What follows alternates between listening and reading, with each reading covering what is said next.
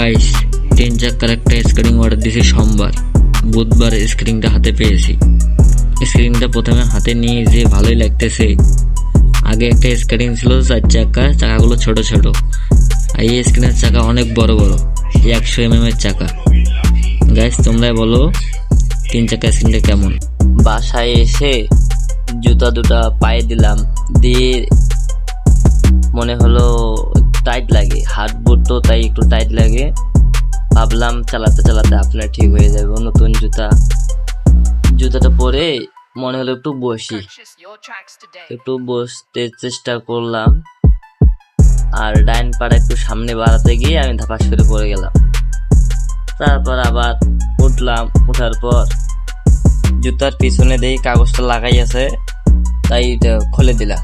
আমার এই ভিডিওটা ফুল ভিডিও যে দেখছো তাদেরকে অসংখ্য ধন্যবাদ। আর লং ভিডিও পরে ভিডিওতে দেব। যারা চ্যানেলটিতে নতুন তারা সাবস্ক্রাইব করে পাশে থাকবেন। পরের ভিডিও রোডের মধ্যে চালাবো, দেখবেন স্পিড আর চাকাগুলো কতটা ফ্রি, কেমন ভাবে চলে। ধন্যবাদ।